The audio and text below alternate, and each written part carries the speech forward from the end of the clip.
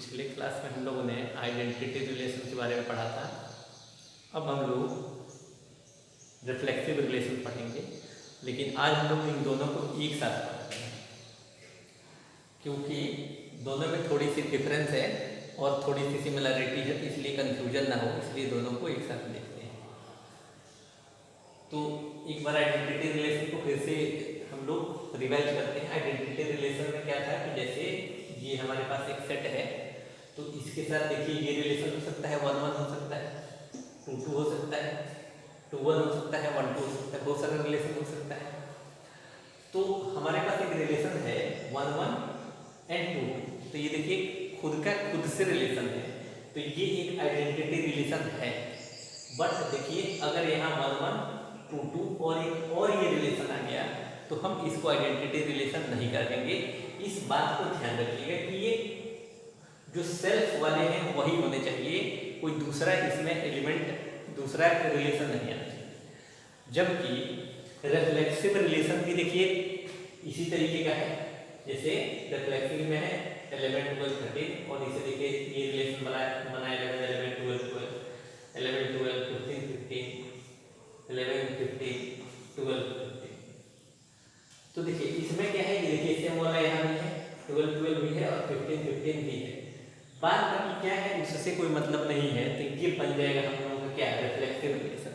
लेकिन ध्यान ये रहना चाहिए कि इसमें जितने सारे एलिमेंट्स हैं, जैसे 1 2 3 ये 3 है, 11 12 और 15, तो 11 का भी अपना खुद का रिलेशन होना चाहिए, 11 11 12 12 और 15 15, तब जाके हम इसको कहेंगे कि ये रिफ्लेक्सिव है।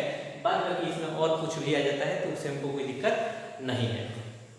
लेकिन आइडेंटिटी रिलेशन में खुद का खुद से रिलेशन हो लेकिन उसके अलावा और किसी से न हो, तो उसको बोलते हैं हम लोग आइडेंटिटी रिलेशन। ये थोड़ी सी बेसिक्स जो है वो डिफरेंस है, इस बात को याद रखिएगा। उसके बाद हम लोग अगला करते हैं सिमेट्रिक रिलेशन। सिमेट्रिक में क्या होता है कि खुद का खुद से हो और उल्टा भी रिलेशन। जैसे एग्जाम्पल के थ्रू हम लोग देखते हैं।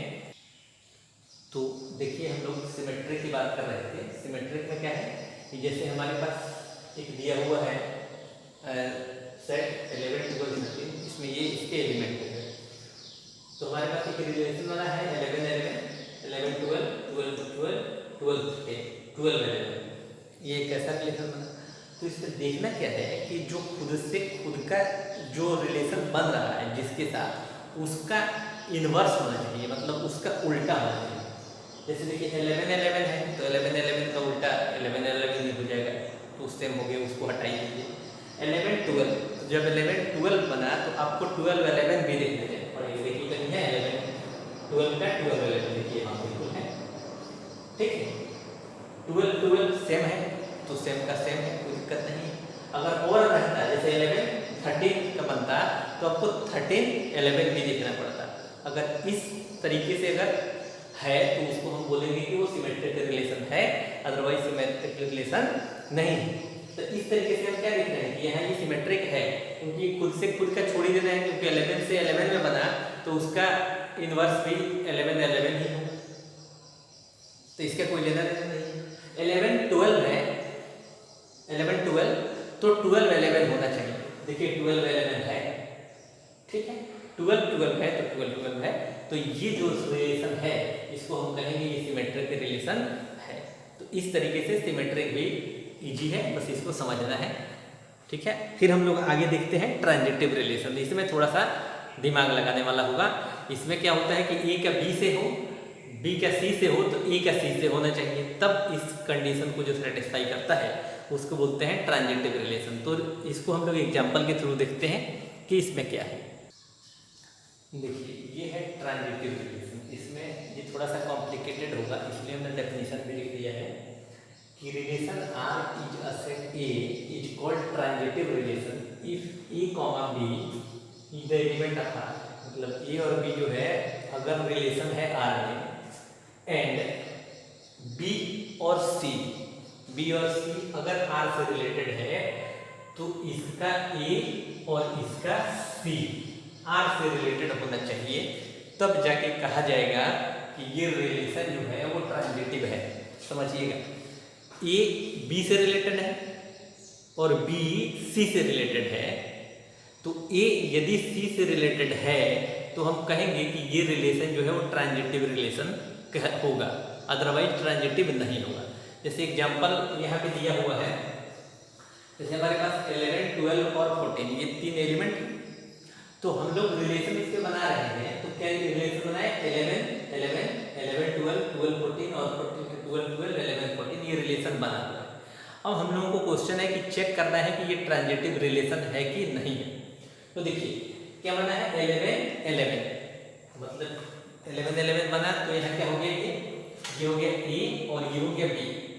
तो अब आपको चेक करना है कि क्या फिर से ए कॉमा बी, तो बी कॉमा सी, तो 11, 12 देखिए इसको मान लीजिए बी कॉमा सी, बी कॉमा सी है। तो अब देखना है कि क्या ए कॉमा सी है, ये मतलब क्या है 11, 12, 11, 12 कहीं है इसमें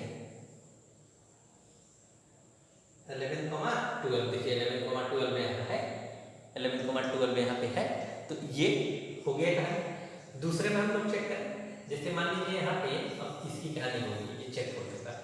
अब हम यहाँ बात करते हैं, अगर ये ए है और ये बी है, तो ए कॉमा बी रिलेटेड होना चाहिए बी कॉमा सी से। तो देखिए बी की वैल्यू 12 है, बी और सी कौन हो गया, अभी ये मान लीजिए ये सी हो गया। तो हम लोगों को क्या होना चाहिए, ए कॉमा सी मतलब 11, 14 देखिए 11, 14 कहीं है, देखिए 11, 14 है, मतलब ये रिलेशन फॉलो कर रहा है। आगे बढ़ो, इसको हटा दें। अब इसको अगर हम लोग मान लें ए और इसको मान लें बी, तो ए कॉमा बी रिलेटेड होना चाहिए बी कॉमा सी से। बी 14 कहाँ है, 14 अच्छा 14 यहीं पे है, 14 कॉमा सी, 14 कॉमा सी कहाँ है,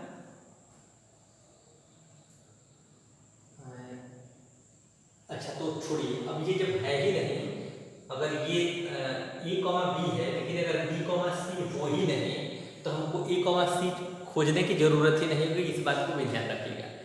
ए कॉमा बी है लेकिन अगर बी कॉमा सी नहीं हो तो हमको ए कॉमा सी खोजने की जरूरत नहीं है, तो उस केसेस में भी हम कहेंगे कि ये ट्रांजिटिव रिलेशन है।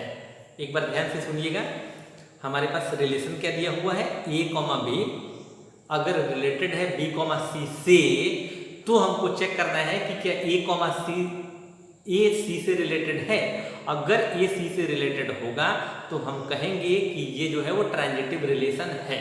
लेकिन कभी कभी ऐसा केस आएगा कि ए कॉमा बी तो होगा लेकिन बी कॉमा सी ही नहीं होगा, तो उस केसेस में भी हम कहेंगे कि ये ट्रांजिटिव है, क्योंकि जब ए कॉमा बी है लेकिन बी कॉमा सी ही नहीं है तो हम ए कॉमा सी की उम्मीद ही नहीं कर सकते हैं, तो उस केसेस में भी ये ट्रांजिटिव रिलेशन होगा।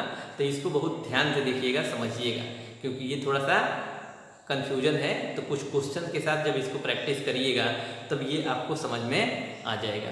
तो इस तरीके से जो आज हम लोगों की जो है ये रिलेशन खत्म हो गया। मेन 3 ही रिलेशन होता है, रिफ्लेक्सिव, सिमेट्रिक और ट्रांजिटिव। रिफ्लेक्सिव, सिमेट्रिक और ट्रांजिटिव ये मेन रिलेशन होता है, जो हमने आपको 2 पढ़ाया था, इम्पटी रिलेशन, यूनिवर्स और आइडेंटिटी रिलेशन। इससे उतने क्वेश्चंस नहीं आते हैं। क्वेश्चंस आपको रिफ्लेक्सिव, सिमेट्रिक और ट्रांजिटिव में ही क्वेश्चन आएगा। एक्सरसाइज अगर 1.1 आप देखेंगे तो देखिए इसमें भी क्वेश्चन आपको दिया हुआ है क्वेश्चन नंबर 6 में।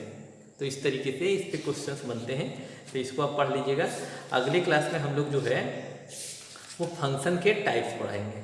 बस यही लास्ट टॉपिक होगा, क्योंकि इस बार फिर से सिलेबस में से कंपोजिट फंक्शन को हटा दिया गया है और इसके पहले ही जो है बाइनरी हटा दिया गया था। बाइनरी ऑपरेशंस पहले ही हटा दिया गया है और इस बार कंपोजिट फंक्शन हटा दिया गया है। तो आपको टाइप्स ऑफ फंक्शन पढ़ना है। एक दिन और हम लोग पढ़ेंगे तो ये हम लोगों की चैप्टर जो है वो ख़त्म हो जाएगा। फिर हम लोग पार्ट 2 स्टार्ट करेंगे। Thank you.